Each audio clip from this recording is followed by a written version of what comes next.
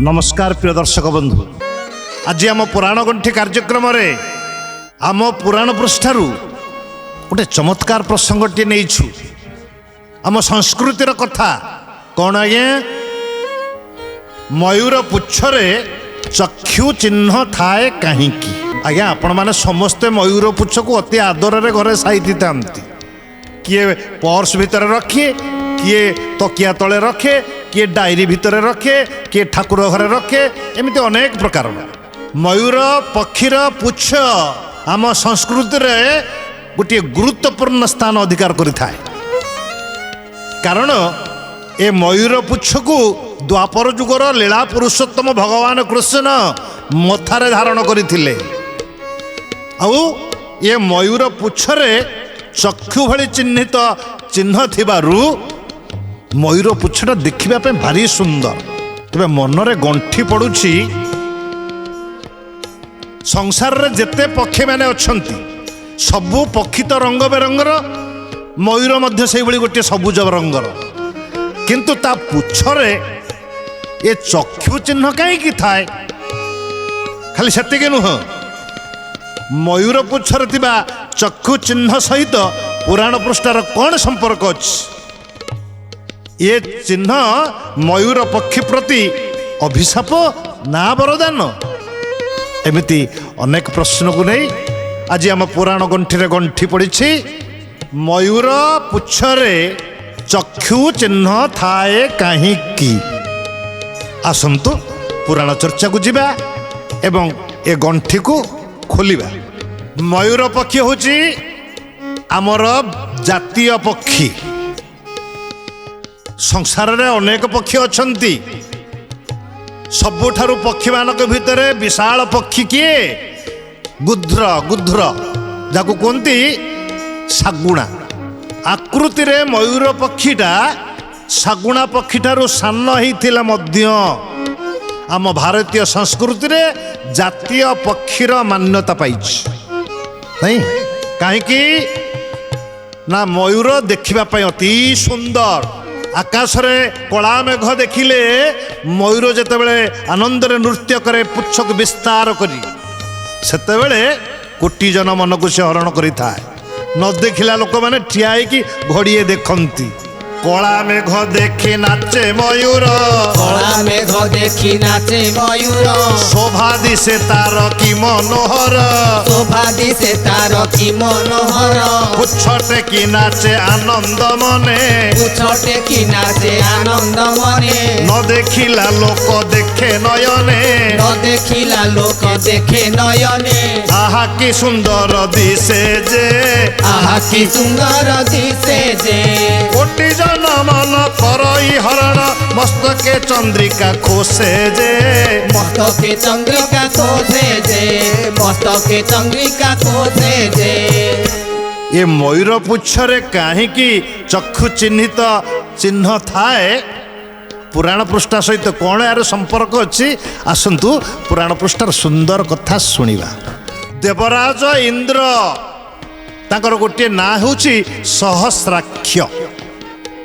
अर्थ सहस्र कहिले हजार, अक्ष कहिले चक्षु बा आखि। देवराज इंद्रंकर सर्वांग शरीर रे हजार हजार चक्षु थिबारु तांकर गोटे ना होची सहस्राक्ष। ये संपर्क रे पुराण पृष्ठर दीटा कथा देखिबा पाई मिले। प्रथम कथाटी कौन?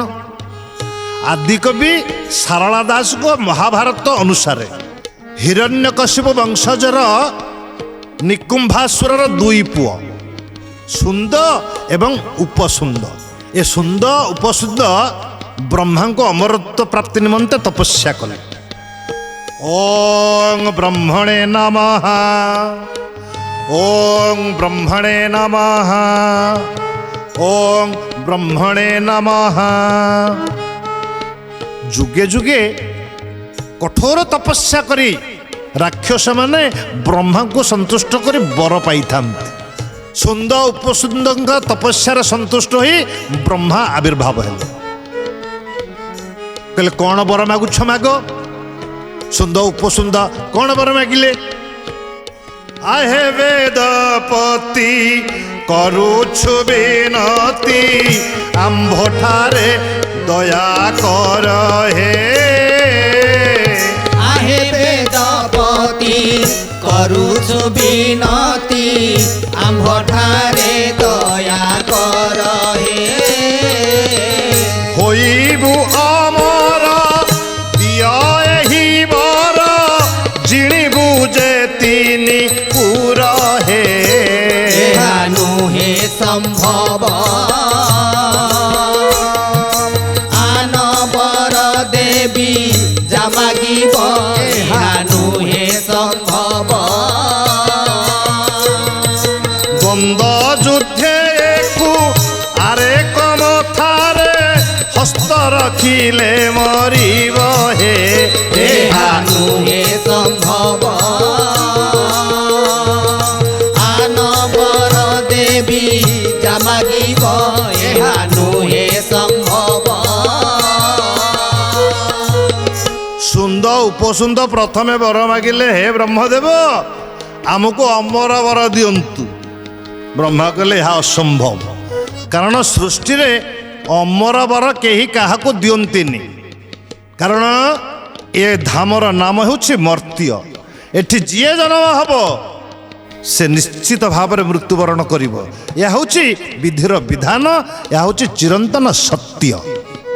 ଜନ୍ମ ମୃତ୍ୟୁକୁ କେହି ଅନ୍ୟଥା କରିପାରିବେନି। ଆଉ ଅମର ବର ମୁଁ କେମିତି ଦେବି ତୁମକୁ?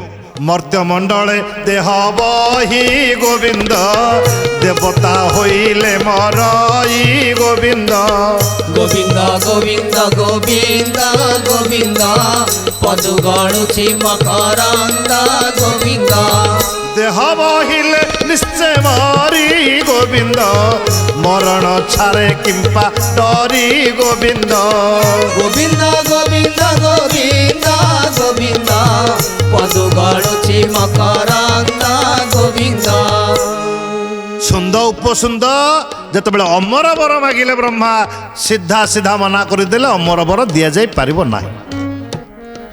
ଆଉ କ'ଣ ବର ମାଗୁଛ ମାଗ।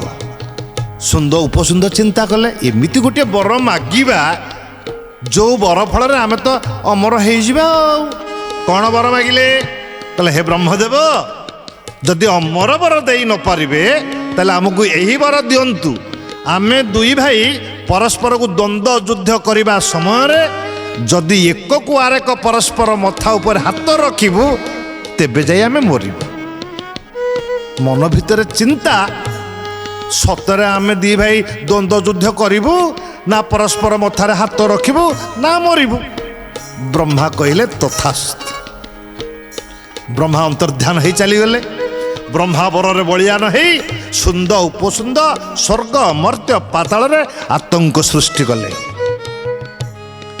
ସୁନ୍ଦ ଉପସୁନ୍ଦଙ୍କ ଅତ୍ୟାଚାରରେ ମର୍ମାହତ ହେଇ ଅତିଷ୍ଠ ହେଇ ଦେବତାମାନେ ଯାଇ ବ୍ରହ୍ମାଙ୍କ ପାଖରେ ପହଞ୍ଚିଲେ। ଏ ତ ଚିରାଚରିତ କଥା ନା, ଆପଣମାନେ ପ୍ରତ୍ୟେକ ସମୟରେ ଜାଣିଛନ୍ତି। ଦେବତାମାନେ ଯେତେବେଳେ ବିପଦ ପଡ଼େ ସେତେବେଳେ ବ୍ରହ୍ମାଙ୍କ ପାଖରେ ପହଞ୍ଚନ୍ତି, ନହେଲେ ବିଷ୍ଣୁଙ୍କ ପାଖରେ ପହଞ୍ଚନ୍ତି। ଦେବତାମାନେ କୃତାଞ୍ଜଳି ପୁଟରେ କହିଲେ ହଉ ବ୍ରହ୍ମଦେବ ଆପଣ ଏମିତି ଗୋଟେ ବର ଦେଲେ ସେ ସୁନ୍ଦ ଉପସୁନ୍ଦଙ୍କୁ ସଂସାରରେ କୌଣସି ବୀର କୌଣସି ଯୋଦ୍ଧା ତାଙ୍କୁ ନିହତ କରିପାରୁନାହାନ୍ତି। ସେ କେମିତି ମରିବେ? ବର ତ ଦେଇଛନ୍ତି ତାଙ୍କୁ, ଦ୍ୱନ୍ଦ୍ୱ ଯୁଦ୍ଧ କଲେ ଉଭୟଙ୍କ ମଥାରେ ଏକକୁ ଆରେକ ହାତ ରଖିଲେ ମରିବେ। ନା ସେ ଦ୍ୱନ୍ଦ୍ୱ ଯୁଦ୍ଧ କରିବେ ନା ସେ ମରିବେ। ଆପଣ ତାଙ୍କର ନିହତର ଉପାୟ ଚିନ୍ତା କରନ୍ତୁ। କେମିତି ସେମାନେ ଦ୍ୱନ୍ଦ୍ୱ ଯୁଦ୍ଧରେ ଅବତୀର୍ଣ୍ଣ ହେବେ ଏବଂ ପରସ୍ପର ମଥାରେ ହାତ ରଖିବେ ତାର ଉପାୟ ନିର୍ଦ୍ଧାରଣ କରନ୍ତୁ। ବ୍ରହ୍ମା ଉପାୟ ଚିନ୍ତା କଲେ। ଆଜ୍ଞା ସଂସାରରେ ପୁରୁଷକୁ କବଳିତ କରିବା ପାଇଁ ହେଲେ ଏକମାତ୍ର ଉପାୟ କ'ଣ ନା ନାରୀର ରୂପ ସୌନ୍ଦର୍ଯ୍ୟର ଆକର୍ଷଣ। ଯୁଗେ ଯୁଗେ ନାରୀର ମୋହିନୀ ଶକ୍ତି ରୂପ ସୌନ୍ଦର୍ଯ୍ୟ ନିକଟରେ ଯେତେ ଜ୍ଞାନୀ ମାନି ଧନୀ ହେଇଥାନ୍ତି ସମସ୍ତେ ବନ୍ଧା ପଡ଼ିଥାନ୍ତି, ସମସ୍ତେ ବଶ୍ୟତା ସ୍ୱୀକାର କରିଥାନ୍ତି। ତେଣୁ ବ୍ରହ୍ମା ସଂସାର ଭିତରୁ ସାର ସାର ସୌନ୍ଦର୍ଯ୍ୟକୁ ଏକାଠି କରି ଗୋଟେ ଅପୂର୍ବ ରୂପବତୀ ସୁନ୍ଦରୀ ମୋହିନୀ କନ୍ୟାଟେ ନିର୍ମାଣ କଲେ। ନା ହେଲା ତିଳୋତ୍ତମା।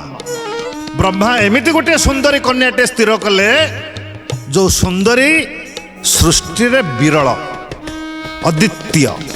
କାହିଁକି ସେ କନ୍ୟାର ନାଁ ତିଳୋତ୍ତମା ହେଲା? କବି ସମ୍ରାଟ ଭଞ୍ଜଙ୍କର ଗୋଟେ ପଦ ମନେ ପଡୁଛି ଆଜ୍ଞା। ବିହି ସବୁଠାରୁ ସାର ସାର ଭାଗ ଆଣି ପୁରଟ ପ୍ରତିମା ପ୍ରାୟ ଗଢ଼ିଲା ରମଣୀ। রাধে গোবিন্দ জয় শ্রী রাধে গোবিন্দ, রাধে গোবিন্দ জয় শ্রী রাধে গোবিন্দ। ଏଣୁ ଏ ସୁନ୍ଦରୀ ରୂପବତୀ ମୋହିନୀ ନାରୀ ତିଳୋତ୍ତମା ଯେତେବେଳେ ଜନ୍ମ ନେଲା ବ୍ରହ୍ମାଙ୍କ ମାନସ ପଟ୍ଟରୁ ସମସ୍ତେ ଆଶ୍ଚର୍ଯ୍ୟ ହେଇଗଲେ, ସମସ୍ତେ ଅଭିଭୂତ ହେଇ ପଡ଼ିଲେ। ଅହୋ ଆଶ୍ଚର୍ଯ୍ୟମ୍, ଏଭଳି ସୁନ୍ଦରୀ ରୂପବତୀ କନ୍ୟା ବ୍ରହ୍ମା ନିର୍ମାଣ କଲେ ସୃଷ୍ଟିରେ, କିଏ ଦେଖିଲେ ୟାକୁ ସମ୍ଭାଳି ରହିପାରିବ? କ'ଣ ହେଲା ଆଜ୍ଞା?